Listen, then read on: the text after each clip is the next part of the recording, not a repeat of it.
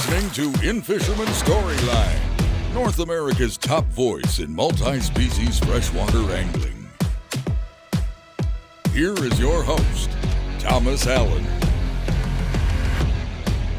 And so that buddy of his is there every single day. Yeah. And so North Long's kind of become our baby. But I remember seeing something. And did you guide out there early on? Was that one of your... One of my absolute favorite lakes. Because of the action, you're always catching fish. Always catch fish. And when I was guiding, I was one of the few guides that guided bass at that time. Mm-hmm. Yeah. Oh, you had to be one of the only ones in Minnesota. Yeah, well, I mean, it was, I had a good following with the Bass Brigade. Yeah. Bass and pike, I'd go to North Long and you just smoke them. God, we've had some fun out there. Walleye fishing, you go to Pelican and Gull. Well, if you want to... Edwards on a sleeper. Tom, my son's been out there the last couple of days. It's been tough, but he's kind of starting to get him dialed in. Caught a few walleyes. Yeah, 2 walleyes, 3 walleyes last night. Okay. So, hey, if you recognize that voice, that's Mr. Al Linder, and this is a very special edition of In-Fisherman Storyline. We've decided to tell the greatest fishing story of the modern era. Maybe the greatest fishing story is Jesus telling the disciples to cast a net on the other side of the boat.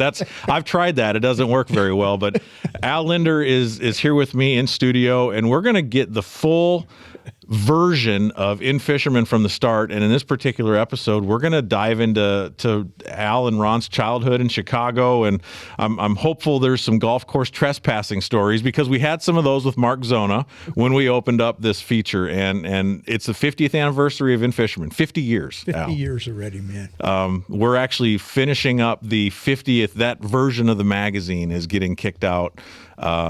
Might be the end of this week. Might be today. I'll have to check with Rob. But the 50th anniversary of In-Fisherman magazine is going to press right now.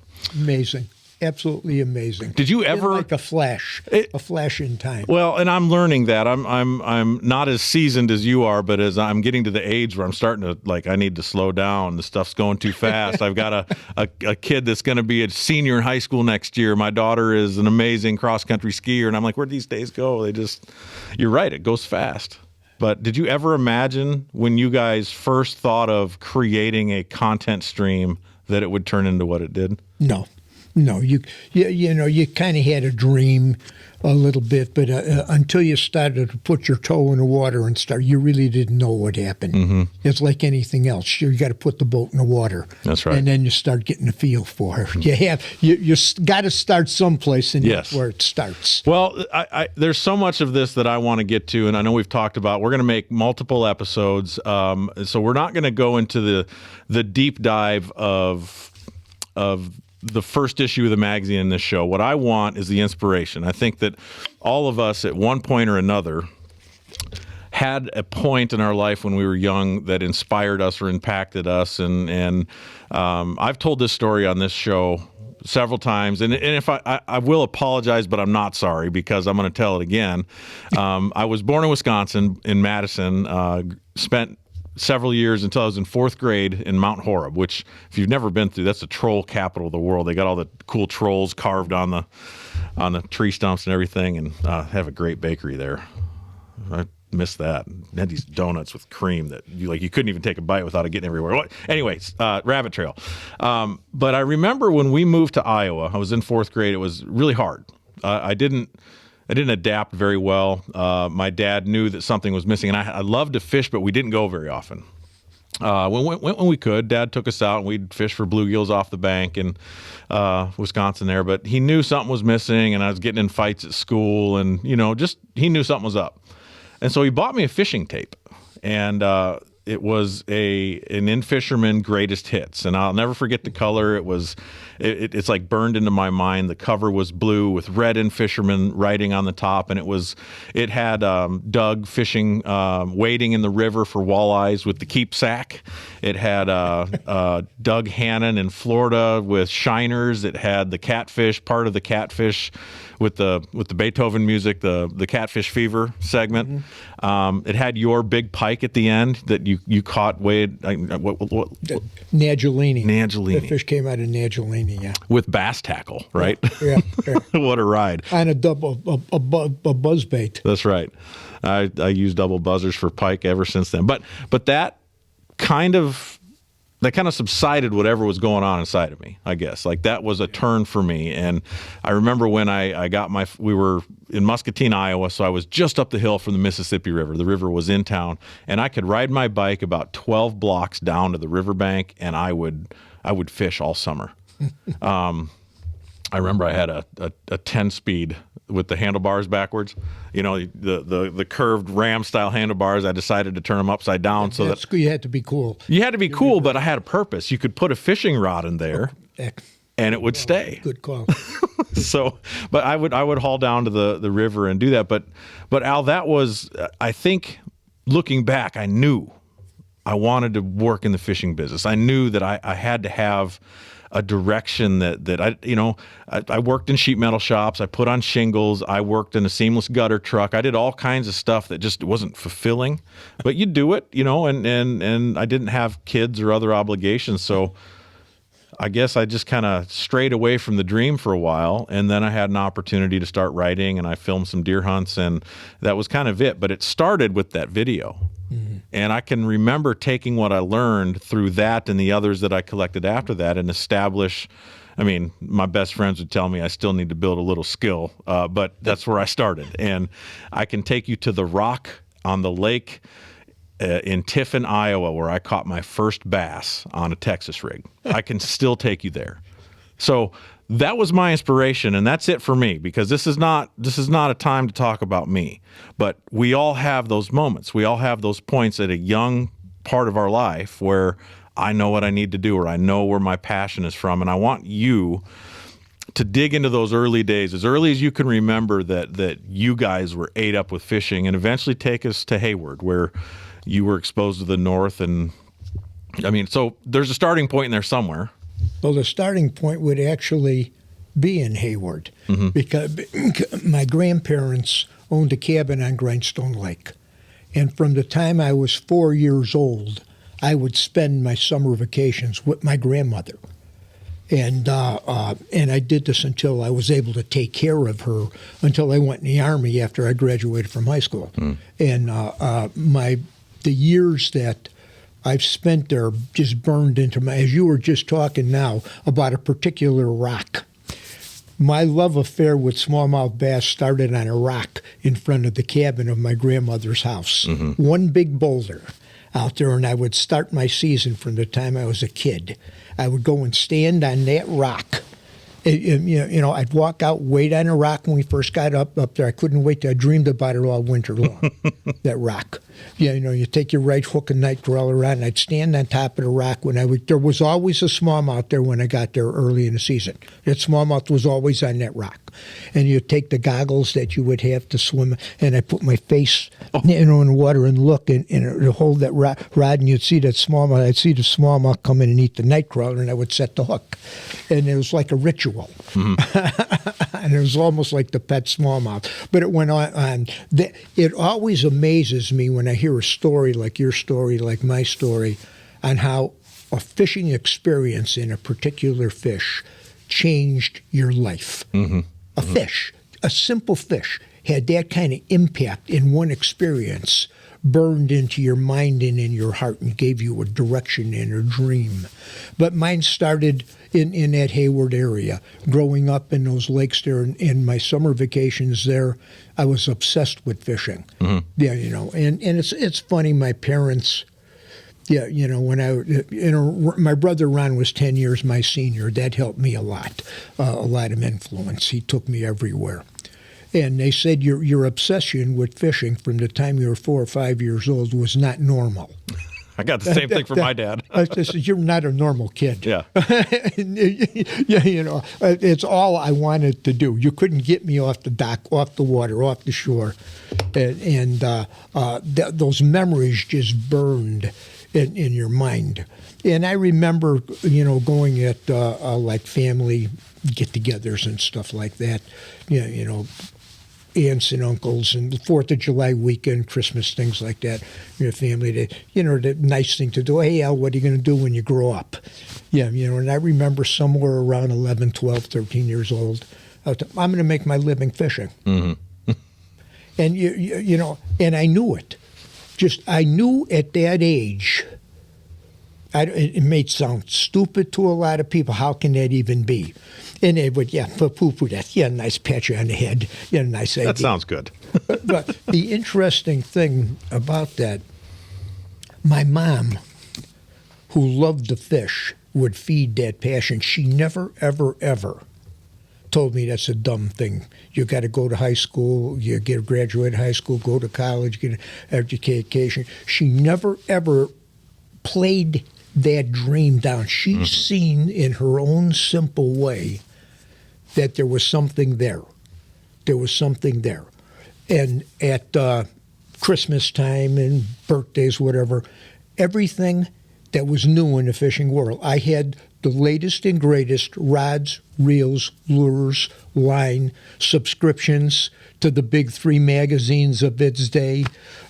Jason Lucas on bass, the article, and Jason Lucas was my hero in Sports Afield because he covered bass fishing, and he had an article in there all the time about an experience on North Long Lake right here in Brainerd. He needed a cover shot. He was in Merrifield Resort on the Merrifield end of the lake, and I can still, as I picture reading that, I must have read it 10 times. So proud. And in a snowstorm, he had to get this bass for a cover. So, and I lived that thing. It just burned in my heart. I want to do that. How did he make this happen? It's so exciting when that becomes alive to you. But it all goes back to those times on the water in that Hayward, in that Hayward area. It groomed me. The experiences that I learned about fishing.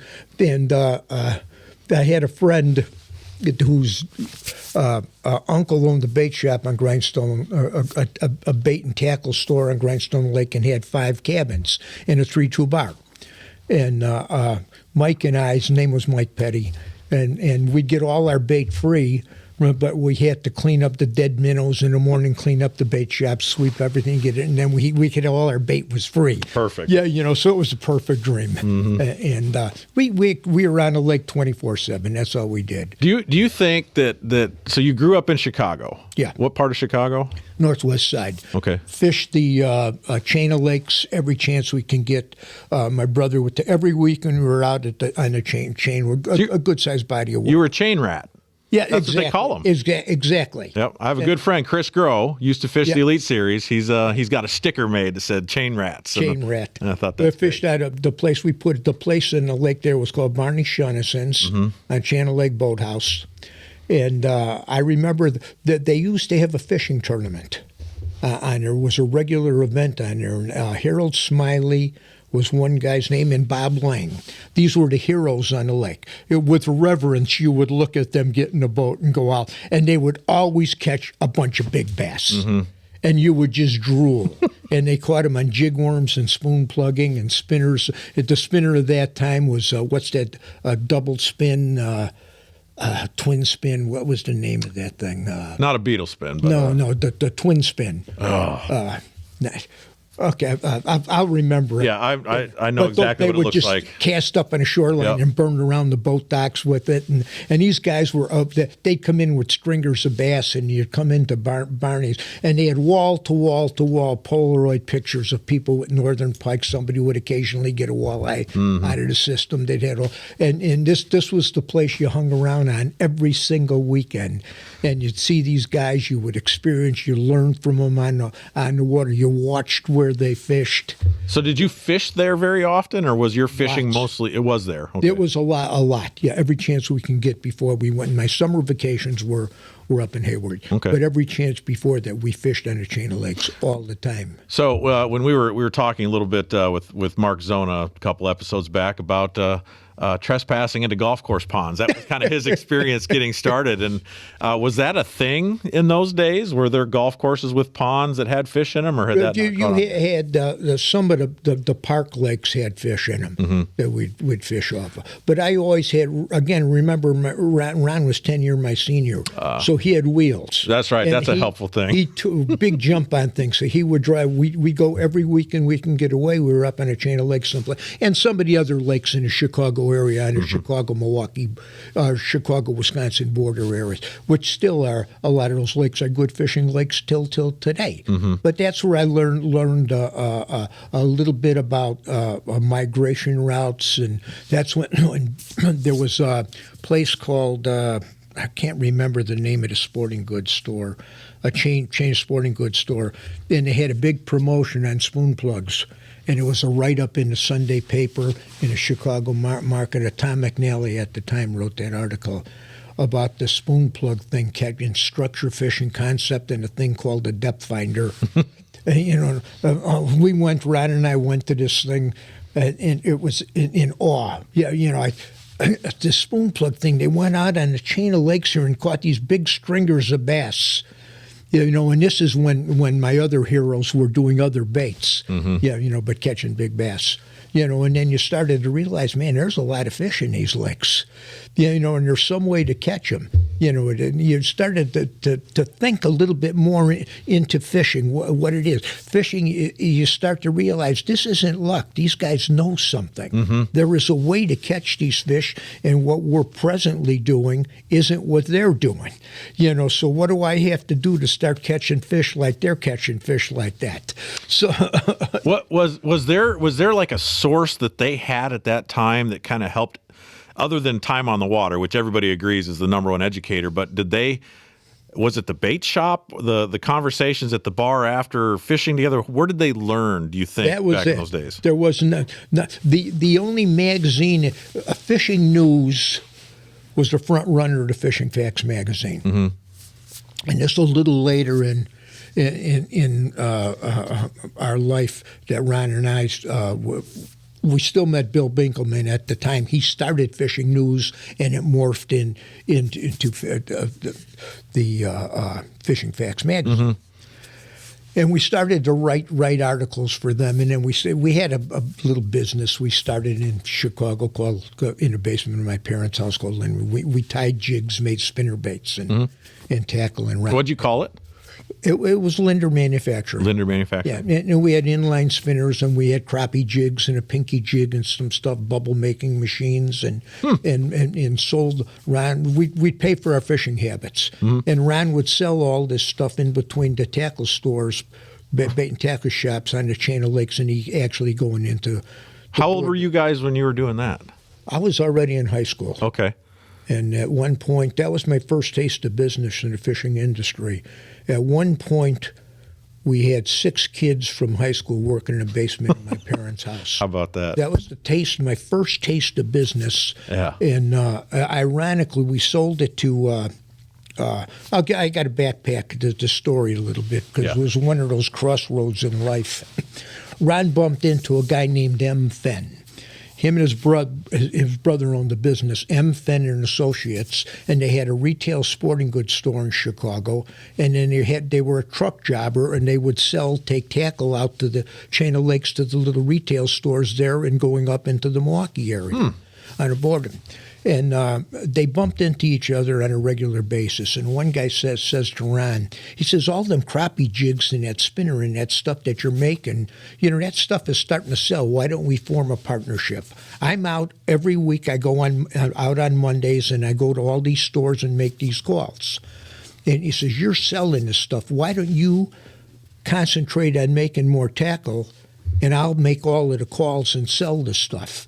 And so we formed a partnership with M. Fenn and Associates, me and Ron and Marvin L. Fenn.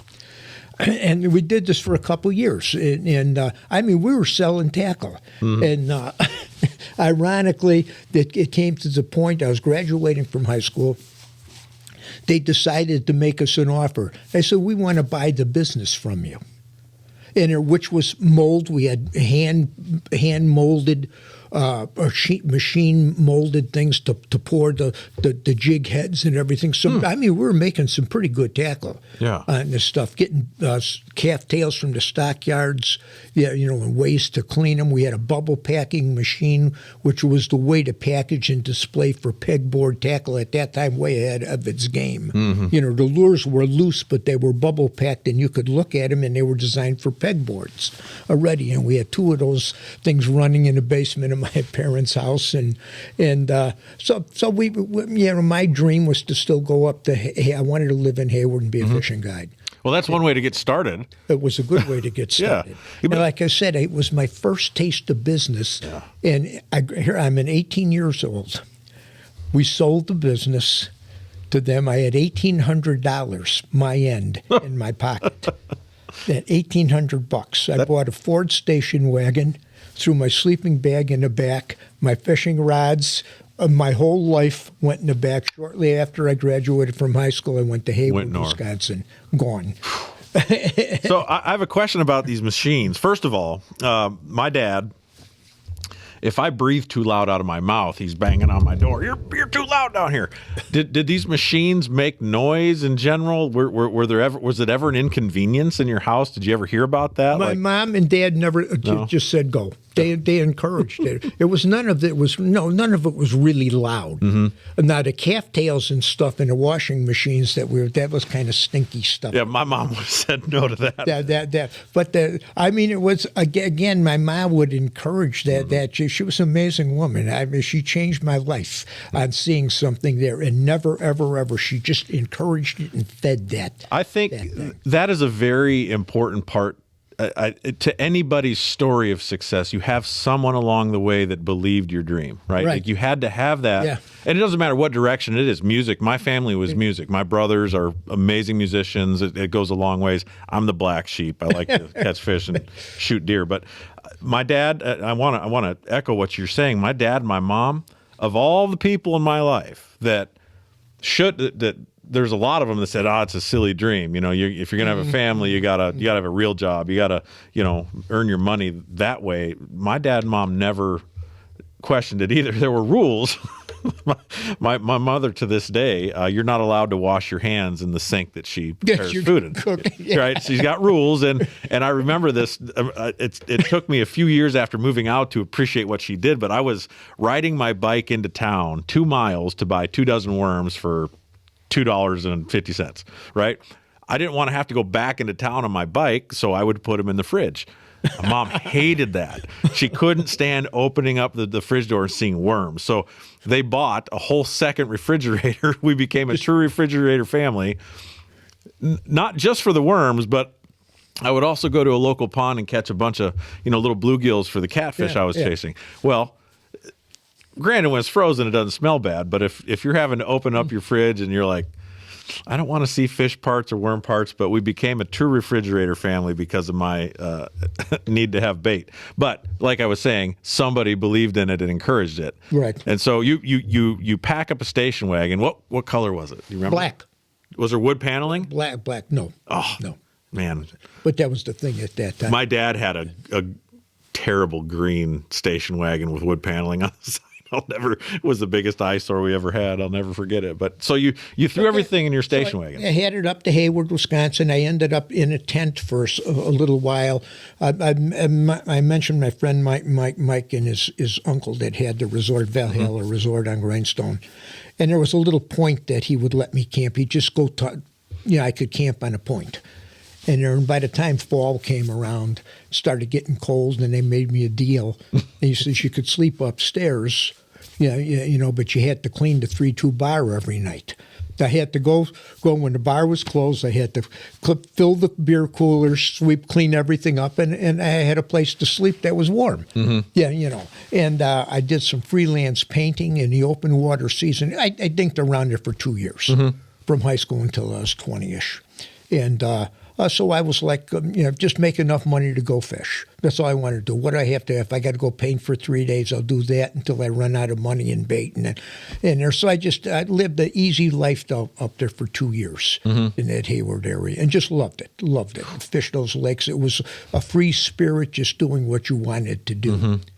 Yeah, and that dream, I just fished and fished and fished. Then my mom, I was 20 at the time. And my mom said, you got to come back to Chicago. You got a letter in the mail for you. And greetings is the leading statement. And a lot of people that are watching, they had that same letter. Vietnam was just starting to heat up. Yeah, you had to register for the draft, get a physical. So I drove back up there, went and got my physical. I registered for the draft. Everything was good. You know, and I come back. I spent about 3 days at the house with my parents, and I kind of talked to my mom and dad, and I said, I don't know if I want to go back for another winter. I don't know. I'm kind of torn between stuff. I'm just 20 years old. You're looking, what am I going to do in life? And I says, you know, I think I'm going to go get this thing out of the way. Yeah, you know. You opted in then. Yeah. Okay. And I was 20 years old. I believe communism was a bad thing. These are bad people, and they're coming to get us, and we can't let this happen. Mm-hmm. And a lot of guys my age, did this exact same thing at that point in time. So I called the draft board. I said, can I have my draft number pushed up? They said, absolutely, son, we'll take care of you. Next thing I knew, it wasn't too long, weeks later, I jumped on a bus with a whole bunch of other guys. I got sent to Fort Knox, Kentucky for basic training. Then I went 3 months down from there to Fort Gordon in Georgia.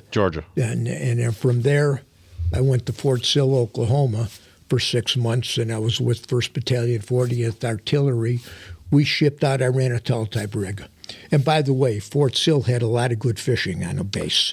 Really a lot of water to fish that area. It was really good. And I had a commanding officer that loved the bass fish, so we just kind of hit it off. We hit it off really, really good. But back to so we shipped out with the 3rd Marine Division as support arm for them out of California. So we got in Nam and we're heading up to the DMZ to set up base camp for the next 11 months.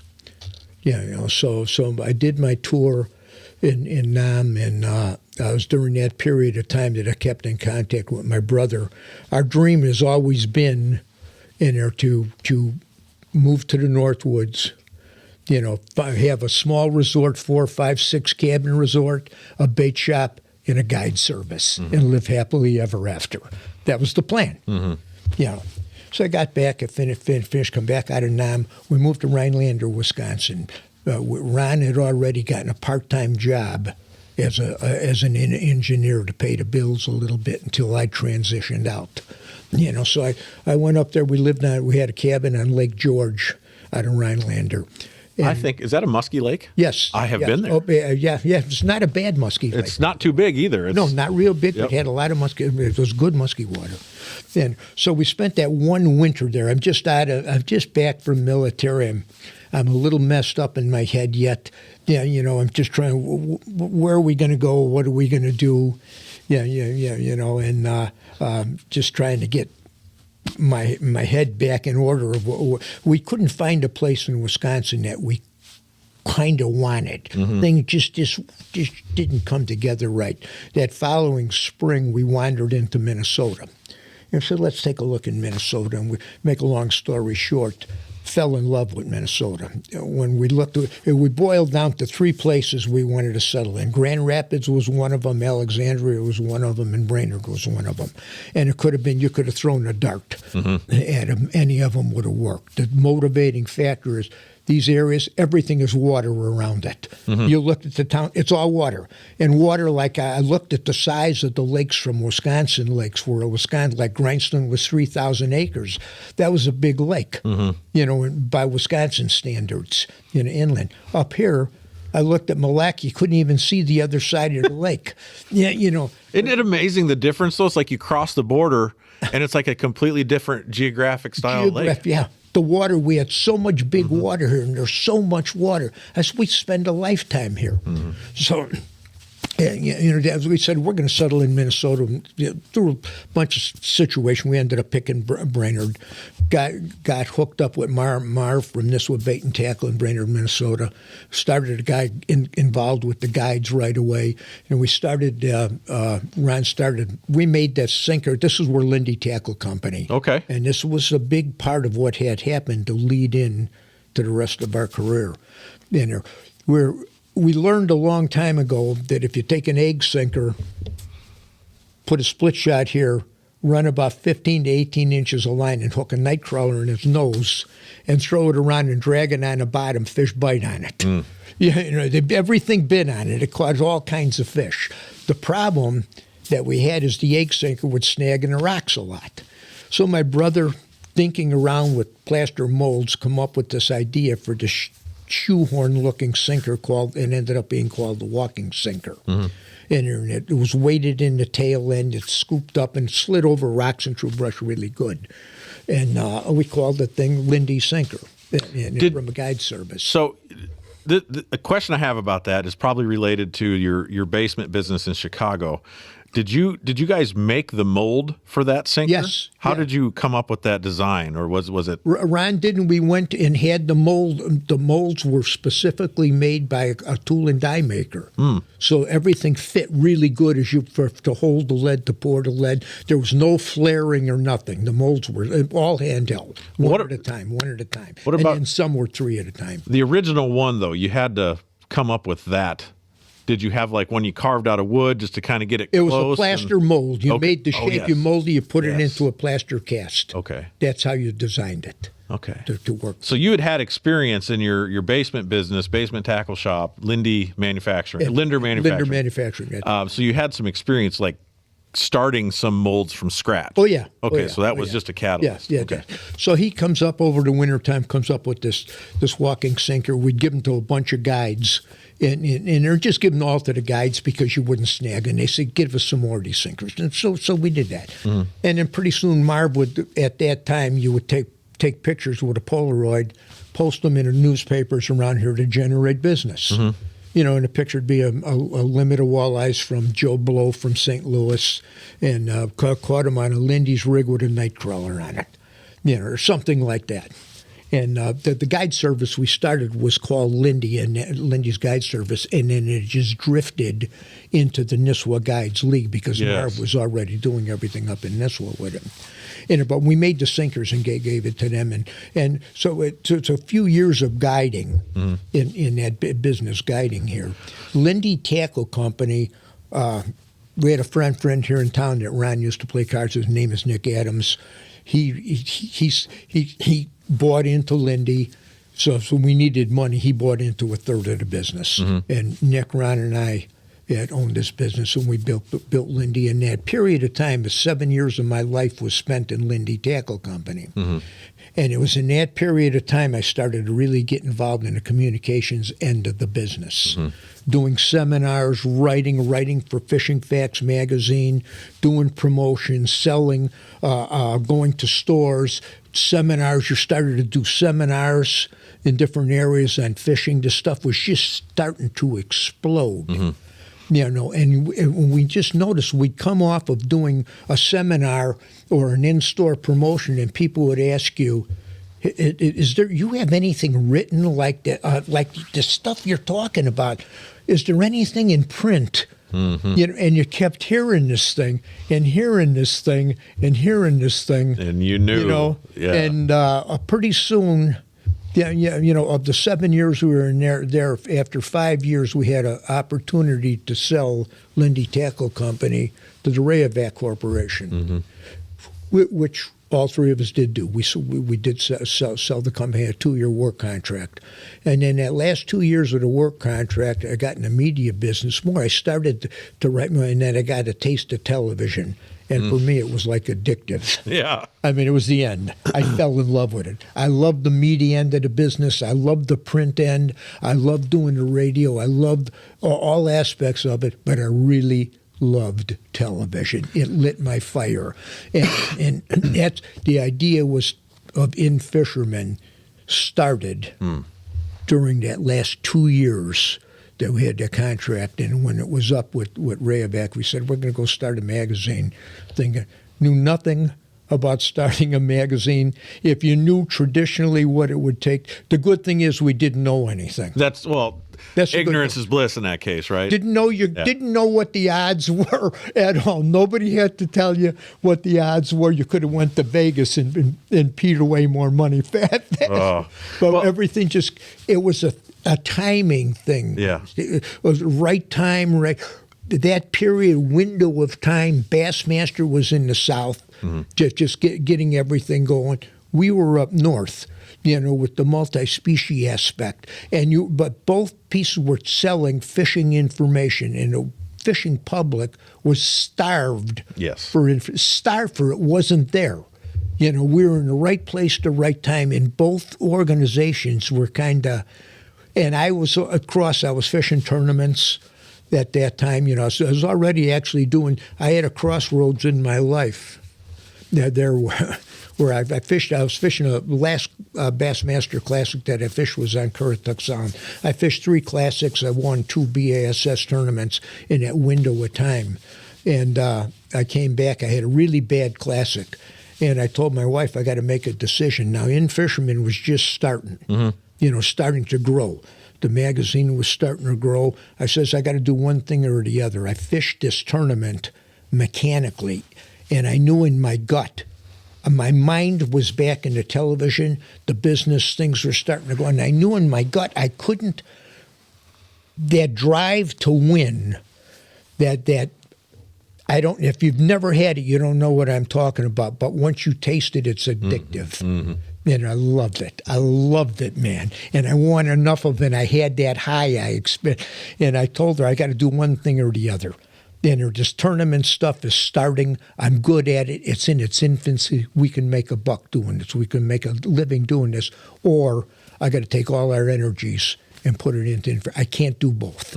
I can't split. I got to take that energy and focus it where we're at. Thank goodness we made the right decision. It was life-changing. Yeah, for us. And I look back at my early experiences of tournament fishing, and it was already very well established at that point in the early mid '90s.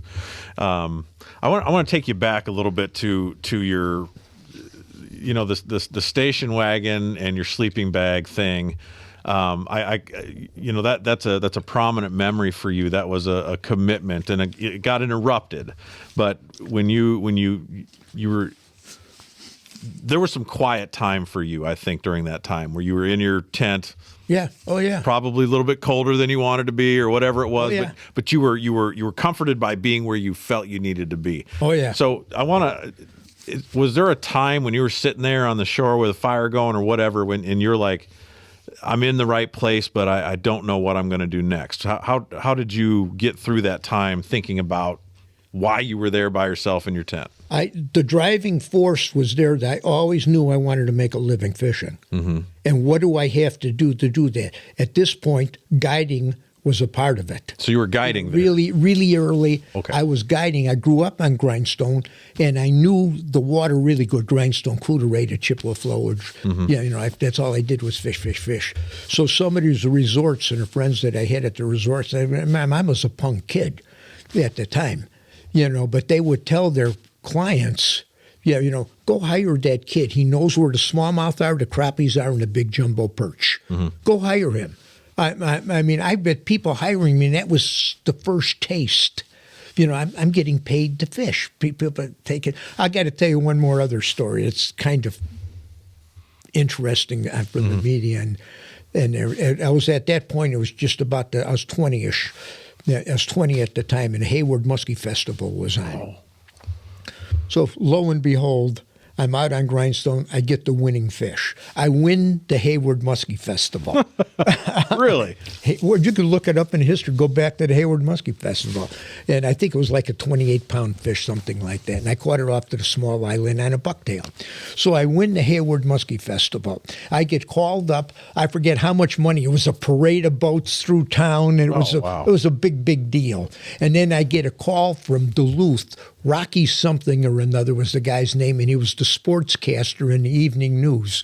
So they brought me up to Duluth to be on television with the newscast and go over the experience with the big muskie and the Hayward Musky Festival. And once again, you say, people are paying me to fish. Yeah. They're paying me. They're paying me to fish. I'm actually getting paid to live my dream. It's starting to happen. Every one of those little pockets of time impacted your life. They do, and all those experiences just contribute to the drive, right? I mean, it's real easy to look back and find just moments of sizzle, right? Where Moments, this is it. Moments, and they're so hard to find. And I don't think it's different in hunting. I don't think it's different in fishing. And I guess whatever it is that turns your crank, there's a part of you that just I guess it's fulfillment is the word I'm looking for. And you know, it sometimes it's hard to find fulfillment or to be quiet in those moments and really appreciate what you have. But those little bitty moments again, and I guess maybe maybe early on it was your bobber getting pulled under, or maybe the first time you launched your first boat, or whatever it is. There's moments that mean a lot, but it all really comes down to that.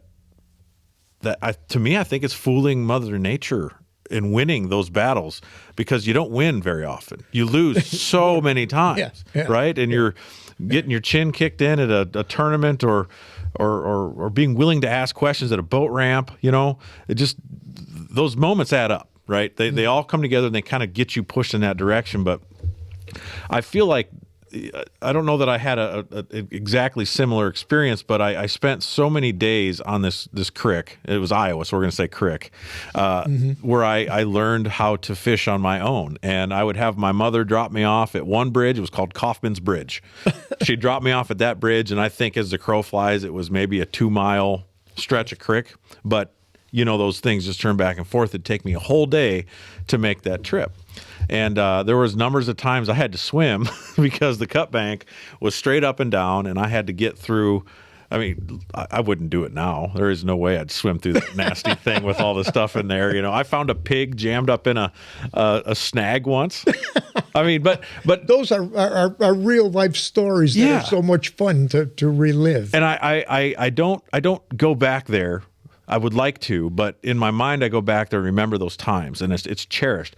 But if I'm able to get back to something that takes me there, it's catfish, right? A catfish was never a glorious fish until In-Fisherman got their fingers into that and made it into this awesome thing. But I when I go to I've been on several catfish trips here for In-Fisherman TV, and I'm like a kid in a candy shop. Like I can't wait for that bite. It's that moment, and maybe you and I can identify what that moment is, or when that moment occurs. It's probably different areas, but that moment when there's something going on, and then but that time between there and when you're setting the hook and fighting the fish like that, maybe it's an anticipation of you did it right this time, or set the hook and the line breaks.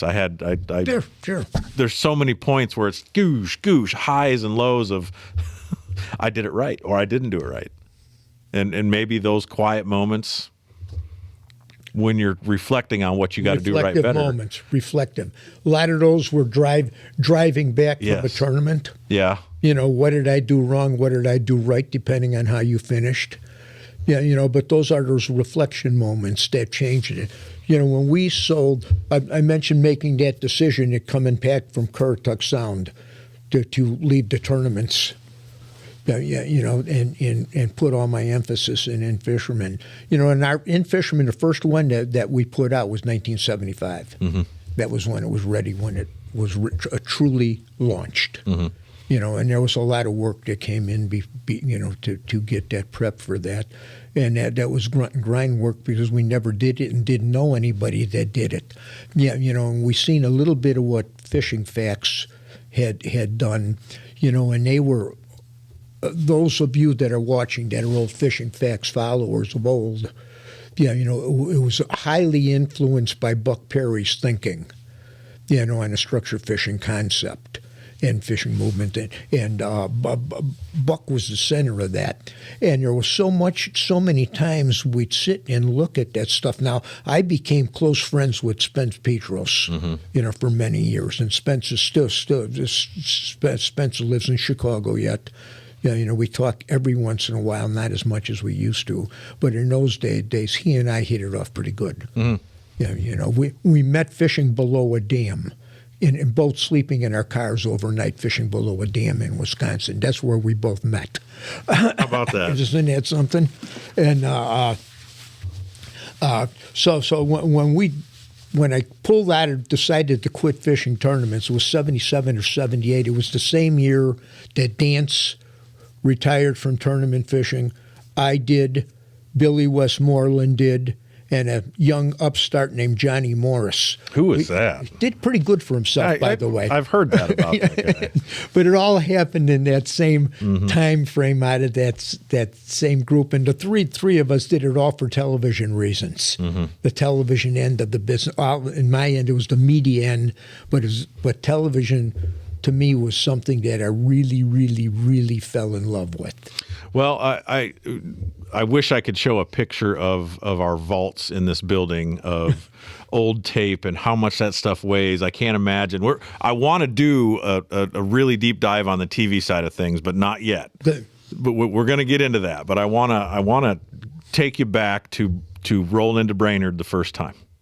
I remember my first time coming into this town. It was the Baxter was here, so that it's not been that long ago. Yeah. But this is a very special fishy community. I think that if you're gonna pick one of the best fishing towns in the country, Brainerd is gonna have to be in the discussion. Every Friday afternoon, I live on 371. Every Friday afternoon, starting at noon, the northern migration begins. Right, you've got truck and boat, maybe as many as there are just empty cars, trailerless cars going north. It's amazing. And then Sunday at noon, it's the southern version. And so you better time your trip to the grocery store or the gas station to accommodate that migration, right? Well, this has been a destination for a very long time. And you guys knew about it. You said Grand Rapids, Brainerd, Alex area. Yeah. So in those days, when you first pulled into town, was there an eagerness in your gut? Was there a smell in the air? Did you know when you first saw the palatial Brainerd skyline that this is where you were going to be? Yeah. We knew it. Ron, after looking all over the state, he found the house on the location that they lived for the majority. He raised his kids and everything on a point on the south end of Gull Lake. When we walked in, that house was up for sale. Dolores was still in Wisconsin. We were looking for a place here. We're just taking off for a few days, weekend, looking where we're going to go. Mm-hmm. The realtor of that place was $19,500 for 120 feet of frontage on Gull Lake. We looked at this house, looked at the house, looked at the lake, and looked at it, and we both looked. This is it. Then he looked at he didn't even call Dolores. Just, I'll buy it. How did that go over? And Dolores, you had to understand, my sister-in-law Dolores. She was such a free spirit. Okay, he's so easy-paced. Mm-hmm. Easy pace. You'd have to be to follow you guys into. I mean, she was a special woman that you would need for some of the crazy things that she supported. Amen. I'm that way too. I'm lucky. So this town, you knew this was home. Yes, this is where I want to be. Mm-hmm. I mean, so had you guys visited here? I mean, surely you didn't just pull into town by a house, but had you come here to fish to kind of sample the fishery? Well, you did a lot of research in the area and naturally sample the fishery. Mm-hmm. But when you see the amount of lakes, the lakes were everywhere. Oh. And that was the thing that got to me. And there was multi-species. That was the other thing. Mm. Yeah. Certainly I like bass fishing. I love smallmouth fishing, but I like walleye fishing. At that time, the pits just north of here, they had a thing called the Donaldson trout in there, and there were like 4 to 6, 8 pound trout. There were an experimental species in all those pits before it became what it is today. Mm-hmm. And you had everything here. You had pits. You had the Mississippi River. You had the Gull River. You had the river systems here: pits, ponds, lakes, rivers, reservoirs. It was like this was heaven on earth. Yeah. This is heaven on earth. And the ironic, these lakes are still producing a ton of fish. We're just dividing the fish up between an army of many better fishermen than it used to be when you were just a handful of a few guys that really knew what they were doing with the latest and greatest in depth finders, and you were on the front end of all of this, but you had the resource all around you. So I'm thinking about just the level of quality they still have. We kind of started out talking about how North Long is still a fantastic lake. My son, who is 17, we moved here in our 5th year. He really spent time on his own on that lake. That was one of the first places where I would launch my boat with him in it, and he'd just go, and then I'd come back and pick him up. It's 5 minutes from the house. It's still, to me, that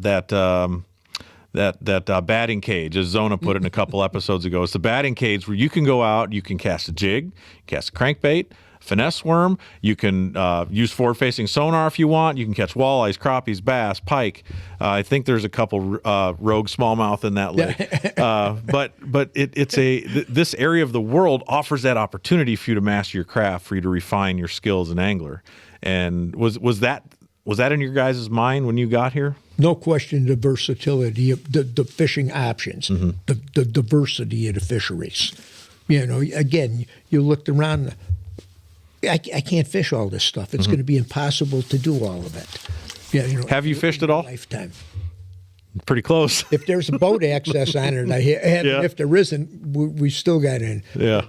And it's to me, I don't want to live I can live anywhere I want in the country.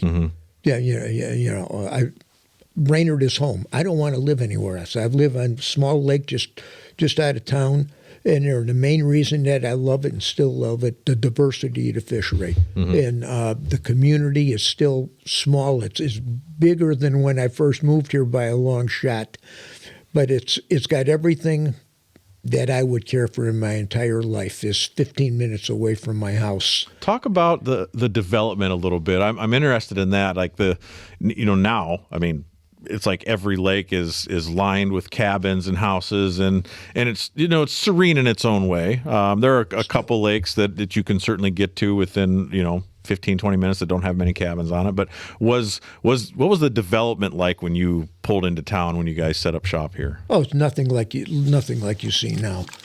Still a lot of wilderness. Yeah, it's still. I'd love to have a 5-year interval aerial shots of how Brainerd has went with 5-year spurts over time. Another interesting thing, you alluded to it too, and I want to go back to that second. Overall, the caliber of angler in this area per capita, sky high. Overall, you see it in some of the southern states when it's related to bass fishing in particular, but up here, that multi-species skill level there are so many good anglers in this area that know how to catch bass, walleyes, crappies, bluegills, northern pike. Yeah, and I mean extremely versatile. And again, you've got the diversity of every species of fish all around us. And I personally like that. That drives me. I love fishing smallmouth on topwater baits, but after 3 days of jerking on them, I got to go do something else. But you can, and it's like you can go to a different spot on that lake, and you're right. Another overlooked fishery in this region is panfish, is bluegills. The cat fishery in the river is amazing, and it keeps getting better. Yeah, and nobody can tell us how they got in there. Were they not present when you guys got here? Not this far north. They weren't for down toward the cities. They were, but they were never up in this section of the river. And there were dams in the river already, so they had to have gotten.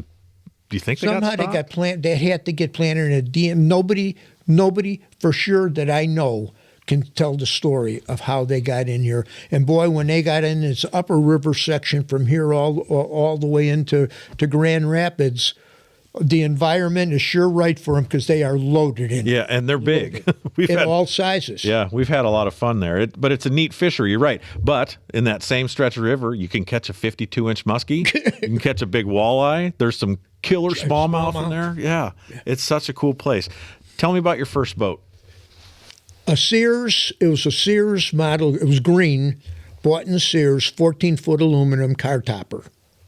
That was the first one. So you could put it on top of your car. Yeah, and go into all these little backwater lakes, in particular in that Hayward area where it was so much fun. Did you still have the station wagon at that time? Yeah, oh yeah. See, I've seen some pictures around here.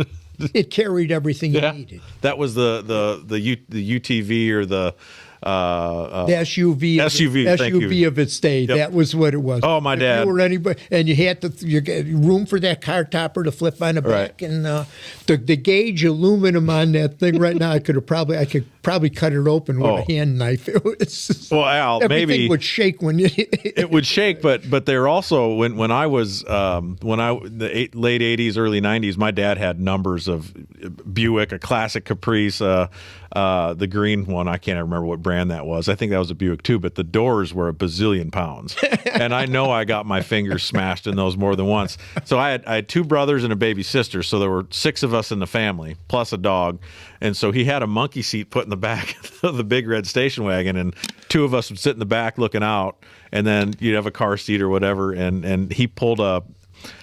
When we lived in Iowa, he had a wooden boat. I can't even think of what brand it might have been, but he refinished the whole thing. He was a carpenter, so he loved the woodworking. But the station wagon was a thing, and I don't feel like it gets the credit it's due. I mean, we kind of make fun of them now, but those things did work. Giant motors. You had room to put everything. That's right. And do everything you needed was there because of the size of the vehicle. But I remember that you could take those things anywhere. They were, you probably aren't going to want to go mudding with them, but, in and out of steep boat ramps, and we had no trouble with that thing. But so the car top boat, and then you eventually obviously ended up with something on a trailer.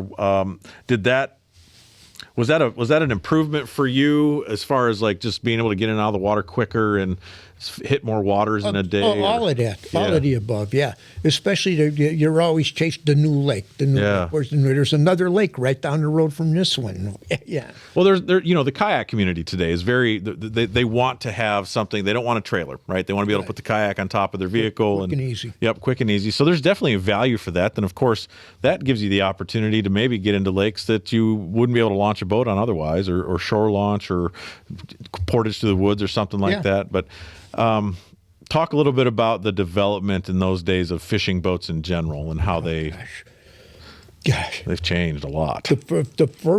When we did our first television show, we were still in the tackle business. It was called The Facts of Fishing. And the boat that I had at that point, I had a Ranger boat that I would bass fish out of. Mm-hmm. But the other boat that I had was a Lund, and it was made out of Shell Lake, Wisconsin.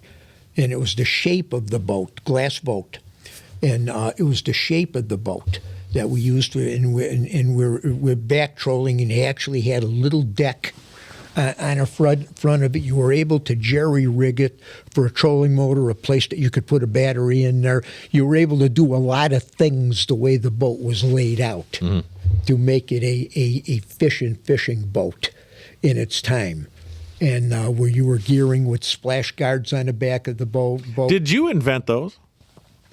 I heard a rumor. Best of our knowledge, we had to be really influential in okay. We actually used mud flaps from a car of the very first ones that really when we were trying to figure out how to to do this. So for any of our southern friends who are watching this, back trolling was a very productive way to catch any type of fish. Yeah. It was a form of boat control for big water, big winds, and for somebody fishing out of the back of the boat. And you learn to just adapt. It fits really good. There's still some of the best guides in the Minnesota, the Dakota area still prefer to back troll with 150s. Well, so we had a podcast in here with some local friends about 2 or 3 weeks ago. Brad Hawthorne came in, we were actually making fun of folks at back troll. We were probably taking it a little bit over the top. There was a phone call that came into the office here, and the answering machine captured it and sent it off to my email somehow. And it was a gentleman who was not too happy that we were poking fun at somebody back trolling. And I'm like, I'm sorry, you're right. It's absolutely it worked back then. But so the mud flap design were they rubber flaps on a frame? Rubber flaps started with rubber flaps. Okay. And it morphed into molded plastic by, I forget the company, the guys out of Minneapolis that made them, design them to fit anybody's wave whackers. Yes. Wave whackers were the first ones. They designed them, molded them to fit around. You give them an order and they'd cut and shape them to fit around your motor and on your boat and everything. Well, so you could get in big wind, remember these lakes were big lakes. Yeah, you didn't even have you couldn't hold with a bow mount trolling motor because of the way things were designed back then. If you were fishing shallow in controlled environments, but you were better off in these big water, especially walleye fishing, big open water where you could pull and actually back it. And boat control was to follow a contour in reverse instead of pulling forward and casting. You'd follow tight on that contour. And far as boat control goes, for getting a bait directly in front of a fish and watching your depth finder here, you're into every little nook and cranny. Its boat control was tremendous. And it was immediate, right? Because instant change. You're seeing the fish before you're pulling your line in. Oh, and you could really get in them little pockets and everything. And you could not do it pulling with a bow. You couldn't do it. You couldn't quite do it right. And it is still an amazing way for the guys that really got their boats tuned out right. Well, and so these splash guards or wave whackers, as we talked about, naturally with the flat back of the boat, you're taking water over the back. It's probably getting you wet. And if you get into the September, October here in Brainerd, it's uncomfortable. It's just cold. So these splash guards or wave whackers would deflect the waves and keep the angler in control. Control best you can. Yep. Now I can remember. This is probably another turning point.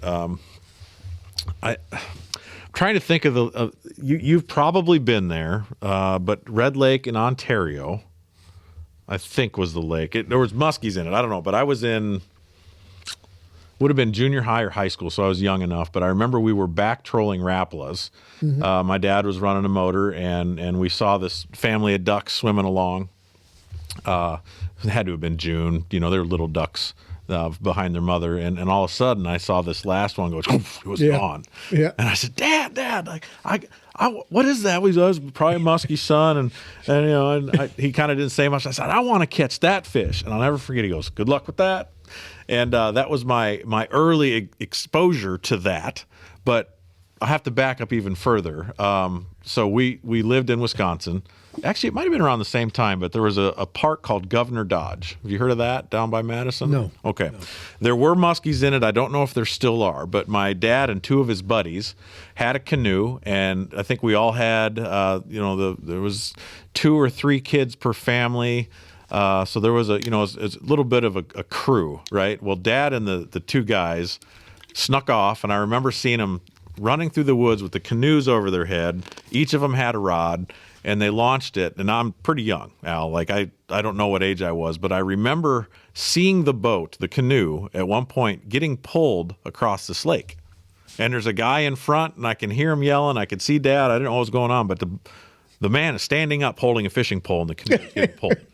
And I was like, that sounds cool.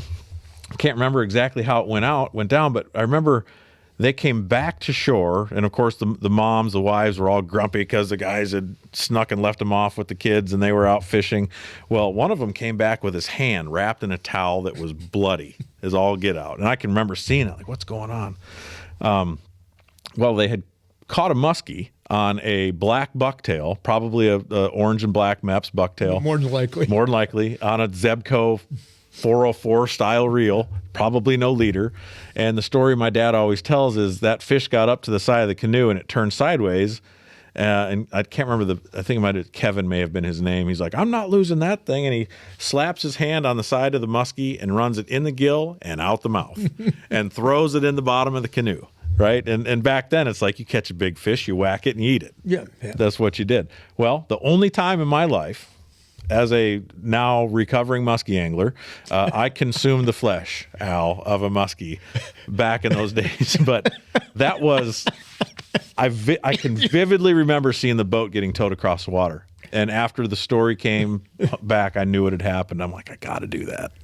Oh, it's hilarious. That was he ended up getting all kinds of stitches. All 4 of his fingers were sliced all the way up to his palm.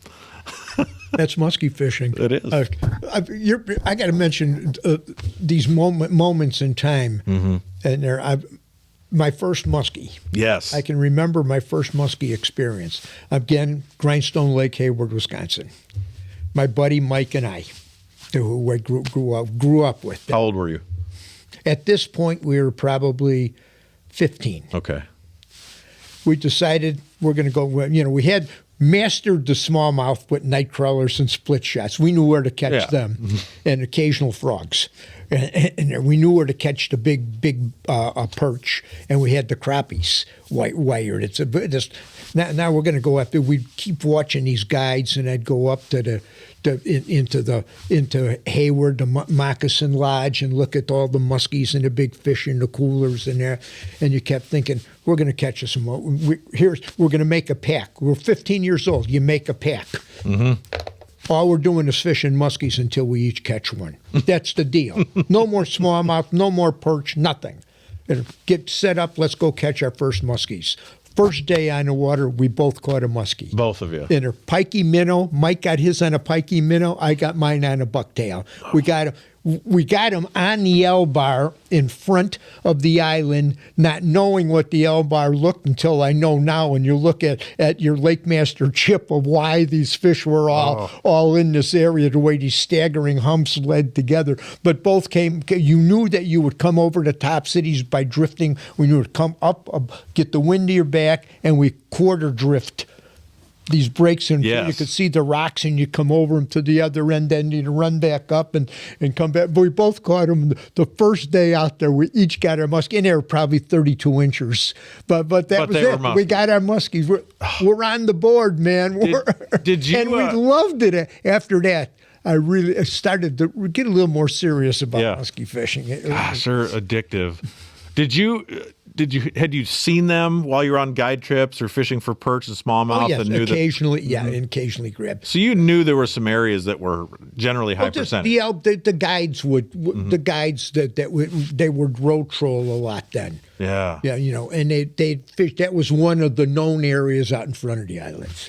Funny story. My first boat was a 14-foot double wide, double deep duck boat that had a tree growing out of it when I bought it for $200.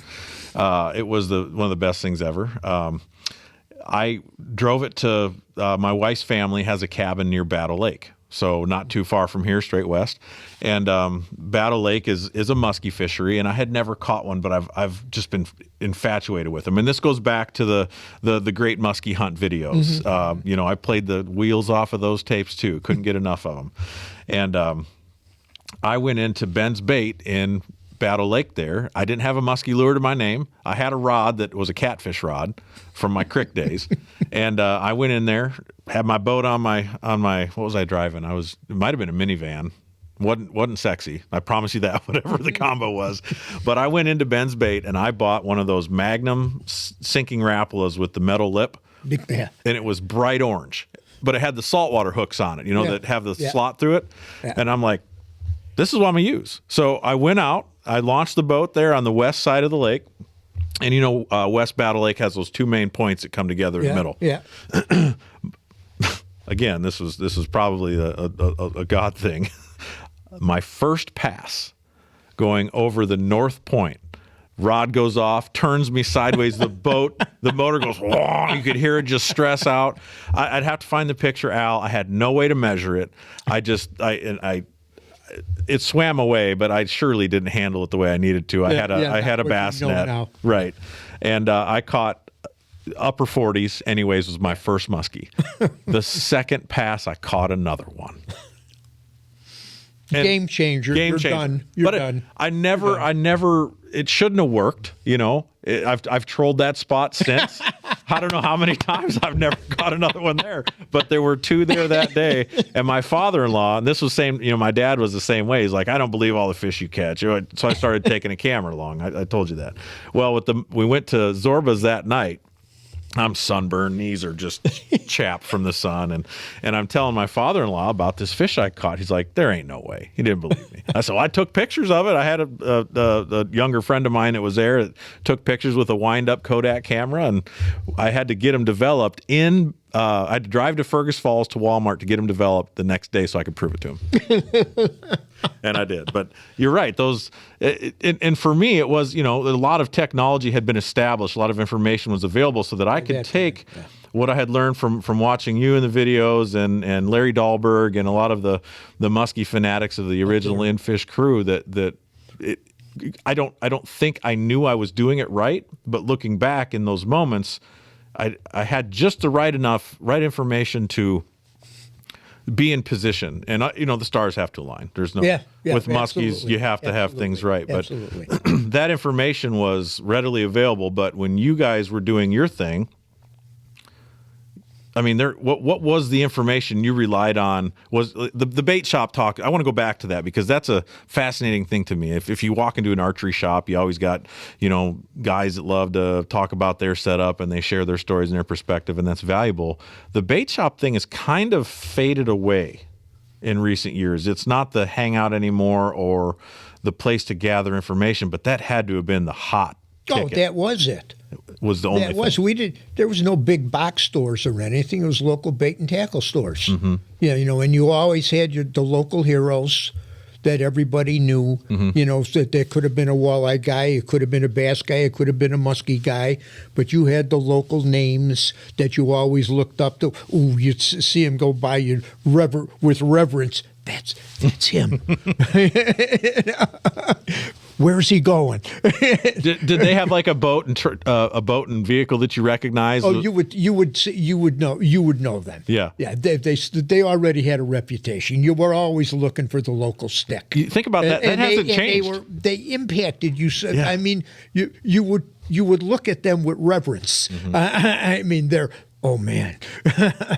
Well, and whether it's and a bait shop, you needed that. We all need that. That it helped you grow and develop. Yeah, it's maybe a little bit of maybe not quite envy, but awe. Awe. Just awe. But what's funny though, you said something there that every place I've ever been, you see a boat and truck, a particular boat and truck in a parking lot, and you're like, oh, they must be biting if he's here. Mm-hmm. Yeah. And that had to have been the same. Yeah, it was the same. Yeah, it was the same. Those stories of what molds and shapes an angler for their life, all of those bits and pieces come together to make the experience and your appreciation for the sport and for the fish itself. And it gives you, as you go through the different knowledge changes, from catching every fish in the lake that you could possibly catch to going over only catching the bigger fish, and then pretty soon getting to the point that you have a great respect for every fish that you catch. And you go full cycle through all of the different stages.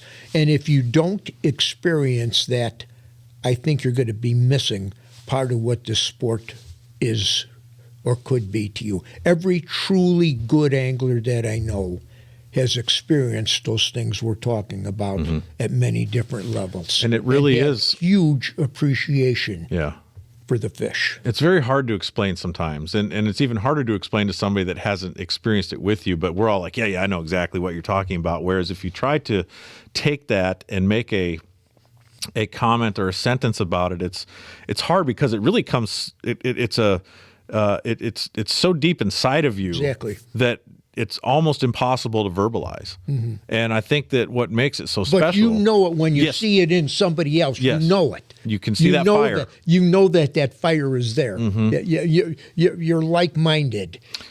or for me, it was when my son started to put it together, when he was starting to have those moments compound and become a collection of the foundation of his skill, right? Sure. So a lot of those moments create the basement, if you will, of your growing passion. And, I wanted to put him in position to have those, but ultimately it had to be on his time, his terms, and you don't really learn something, right, until you're out doing it by yourself. Mm-hmm. And something that Mark Zona and I talked about was the value of becoming proficient enough at something so that you're able to teach somebody else how to do it. Mm-hmm. And you really aren't good at something until you're able to teach it.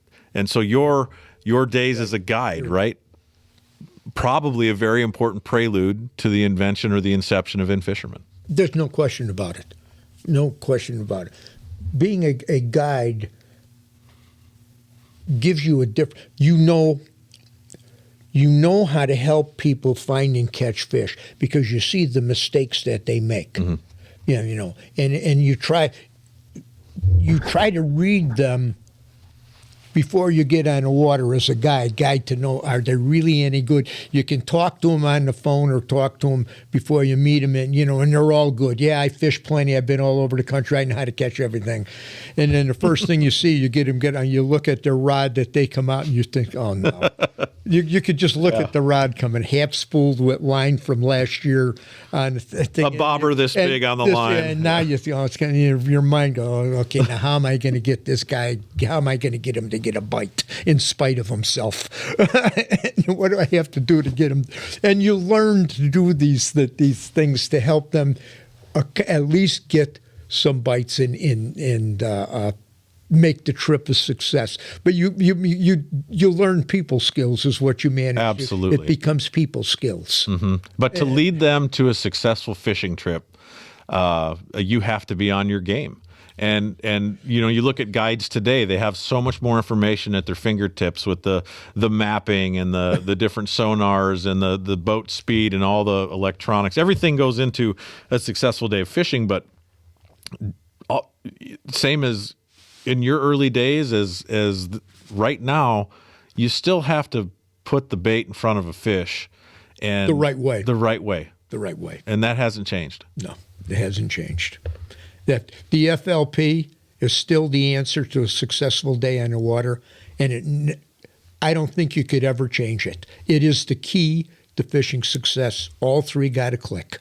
They got to click, and that's a whole subject for another show. Well, we're going to do that, and I have one more question to kind of close this out. We've done great, Al. We're actually it's been an hour and 15 minutes already. Is that a bit? It goes quick. So there's a lot more we're going to discuss, but in those early days, compare I think one of the biggest things that Bassmaster brought to the fishing community was the catch and release format. Mm-hmm. And it's been there's 35 plus years of data and studies to prove that the catch and release fishing format works. Absolutely works. And here in Minnesota, in one of the I guess I don't know what you'd call it, the perspectives of In-Fisherman has been selective harvest. Mm-hmm. And there are two things that come together. We're in a part of the country where we have a lot of opportunity at multi-species, and so many of them are super great table fare, right? There's been a shift at some point during the time where you talked about your early days, to where we started to recognize the need for more catch and release. Mm-hmm. And you mentioned something about going into the bait shop at Hayward and seeing those big muskies on ice. There was a probably a pretty scary downturn in the musky fishery in those early days, and we realized we had to make a change. Yeah. Talk about when you feel like in this part of the country where conservation and catch and release, slot limits and limits in general became the norm, and when that became necessary. Became necessary is the key word, and you're hitting a soft spot with me. I got to watch how I couch my words here. There's some issues over the years we've been influential within fishermen and some of the other things that influencing fish management. Not only in our states up here, strongly influenced in the smallmouth fishery changing the regulations in fall when we realized how many fish could be harvested when we first came to the DNR and talked about this some years ago. They first kind of looked at it and they said, these things they're wintering holes. You got some of the biggest fish in the lake pond. These guys dragging suckers and chubs through here are starting to harvest the biggest in big numbers. It's we can do some really quick damage really fast if we don't and it's a timing thing. We know when they start getting in these holes, and we says you got to make a catch and release or we're going to destroy. There's some things on a musky world with forward-facing sonar. That's a whole different story, but it's another story it's real, man. It's real and it's happening, and there's stories that got to be told, and there's issues that got to be addressed. And personally, I have limits and slot limits and management fish. They all got a place. Minnesota is behind behind where they should be as far as our walleye fisheries management goes internally, and I don't care what anybody says about it. If we don't go to a 4-fish limit 1/20, our fishery is going to take a beating. And it's so past due, it is ridiculous. Yeah. And what really POs me, it's a political thing. And when politics use our fish as a pawn, I get PO'd. Yeah. And I've seen it too many times. I suppose it's not just now. It's been a factor for many, many years. Many years. Yeah. If we keep pushing with some of these things, we get turned around. So we get them timed around. You can't get defeated because sometimes they do. Some of these battles have went for years. I can remember the battle with the nets on Lake Erie and up on Lake of the Woods. I remember the battle well. Our lives were threatened because of this thing. But it was the right thing to do when we did it. Talk about that for a minute. Did you get a phone call? Did you get someone to bump into you at an alley behind a bar? How'd that go? Similar, very similar, very, very similar things in both markets when we were pushing for the nets to come out of there. Yeah, and so you're messing with people's livelihoods in certain areas, and now it proved that look what Lake Erie is and look what Lake of the Woods is now. But these issues, as far as harvest, you hit hot buttons that are emotional buttons. Well, and when emotion gets in there, things happen when you're dealing with emotional. And to me, the resources, you know you're right when you're pushing a button to make sure the bluegill limit. The deal with that we learned and we pushed on the bluegills long enough, it's working. We're seeing it. We got trophy bluegill fishery. It's our job as communicators in a business, in the press. It's our job to step out on the forefront and not be afraid to address these issues because you're gonna get heat, and you got to have the kahunas to not care about it. Well, imagine this is the right thing, and we got to do it because it's the right thing to do long term. But if we get negligent and sit on our butt and we're comfortable because our lake doesn't get fished, then it's easy to overlook and realize that there's other people being impacted. And I think you have been fighting these battles probably since the days that you got here. But we're looking at a point where we have to, in general, there has to be some responsibility. And I've talked at nauseum on this show about forward-facing sonar. We'll get into this down the road. But the reality is, it's like everything else, it changes by the day. And it does take an effort to keep up with. And if you don't pay attention to the past and look at what happened in the past, look at what happened to the muskies when was the muskie rampage on Leech Lake? Was that the 60s, 70s? 60s, I think. But I think late 60s. All those enormous fish just got a spike in their head on a pole to take a picture, and how many years of growth? But they thought that was normal, and they didn't realize what they were doing was wrong. Now we have history to look back on. We have information to look back on and say, we know we can have a difference. We know that we can have an impact, if not for our generation, for our kids and our grandkids, because you and I both feel the same way about this. We owe it to them to leave it better than when we got it. And we're pushing a limit of it not being better. I mean, a lot of things are better. But if we don't make a change, especially here locally with the walleye specifically, it's time. It's past time. It's past time. It's past time. Well, talk about the time though when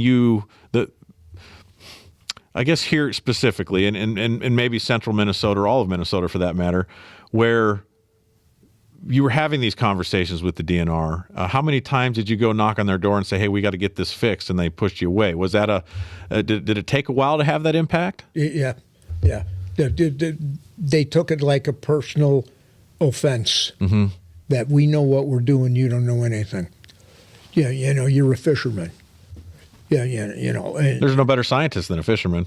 People, you want feedback on the status of the knowledge base of the average angler today on these lakes, the guides that have been on Gull Lake for 40 years and have seen the cycles of changes, have seen it way before the regulations were ever made.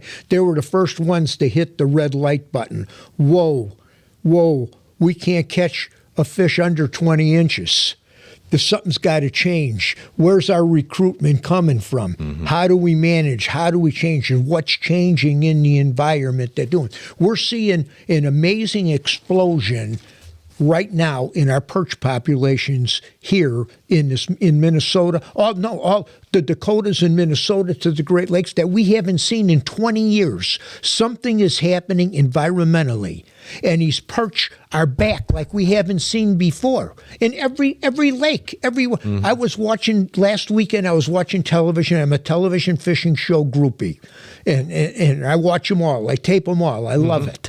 And every show that weekend on our main network here that played, every host was fishing perch. Every major host. They were on Devil's Lake. They were on Cass Lake. They were on Lake of the Woods. They were on Sturgeon Bay, at Leech Lake.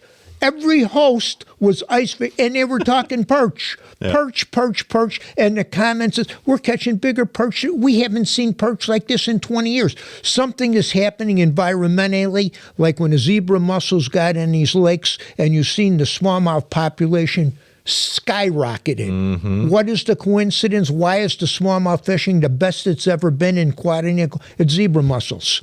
North, south, east, west. It changed everything. The smallmouth have been. Something is impacting those perch. I don't know what it is.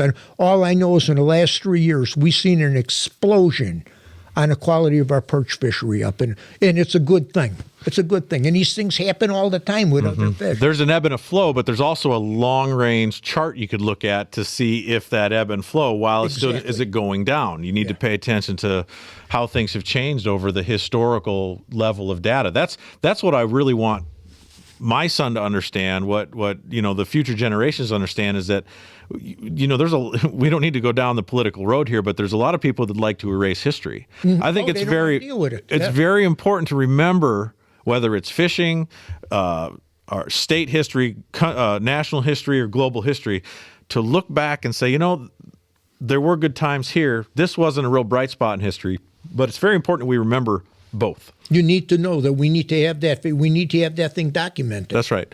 And if it's good perch fishing now, if it's a giant shad kill off in the south, this cold that's down there now, that's affecting the fishery, it's important to pay attention to that. And I don't know that you need to change what you're doing on a day to day. It's be aware of what's happening and understand that it might impact tomorrow's fishing. Or hunting. You heard of EHD, the disease that the deer are getting? Yeah. It has decimated populations of deer all across the Midwest, and there's nothing we can do except pull back harvest rates. That's the best thing that we can do. That kind of sounds like the walleye situation here. Yeah. Take some personal responsibility. Yeah. But we have a lot to cover, Al, and I think that as we get into this conversation deeper and learn about the next conversation I want to have with you is going to be launching In-Fisherman and the vision that you guys had, and I know how it impacted me, but there were a lot of people across the country. I'm going to tell you one story that I'll never forget. The days before internet, I kind of miss those days. I'm sure you do too, or cell phones. I'd love not having this now. But unfortunately, it kind of rules our life. But I was in Muscatine, Iowa, and we went to the Quad City Expo, which in that part of the state, and you had Illinois come together, was a very busy trade show in the winter. And I remember we parked my dad's station wagon all the way in the back of the parking lot. It was probably negative 27, and he's like, "Don't bring your coats. You don't want to carry it." He knew what we were getting into. So I remember we froze on our way into that thing, and I had a plan. I knew that I'd seen the flyer. I think we got something in the mail about the Quad City Expo, and it gave a list of the contributing seminar speakers. And but I was also fascinated with the amount of tackle and the amount of people, and it was elbow to elbow, the noise, the smell, the beer, the hot dogs. It was like the fair. Love it. Oh, it was great. And I was at some booth, and I can't remember what was in the booth, but I hear this, "Make way, coming through, we're coming through," and I saw there was two cops leading this ragamuffin band of anglers from Minnesota, and I recognized every one of them. It was Doug, it was you, it was Dave Sanda. I think Dan Suro was in the mix. I remember the hair. He would have been in there. Yep. I don't remember exactly, but there was 3 or 4 anglers. I was like, I have to go listen to these, Dad. And he's like, go ahead. So I went over to the seminar hall or booth or whatever that situation was there. It was a room. And I listened for 2.5 hours to 3 of you guys. Yeah. And I was like, I have got to do this. Maybe I'm not a seminar speaker. Dad's like, you got a better face for radio, son, than doing seminars. And here we are using cameras. But those days are today for the next generation. So how do we take the passion that we have now that was developed then, for you was developed in the northwest side of Chicago, that took you in a station wagon and a sleeping bag to the shores of Grindstone and all of that path? How do we continue to push that passion forward onto the next generation so they also care about the walleye populations, how a muskie's treated, putting the bass back when they're spawning, all that stuff? That's our job. That's our job. It's our job. It's a load I'm happy to carry, but it's not a light load, and it starts with knowing our history, and that's what this is about. I appreciate it, and I'm thankful to be a part of it. Well, it means a lot to me. We got a lot to talk about, but we're going to cut this one off we're at an hour and a half exactly. So this is a perfect length for a good car ride podcast. Thanks for listening to In-Fisherman Storyline. I'm Thomas Allen from Linder. Thanks for being here, and we'll catch you guys on the next one.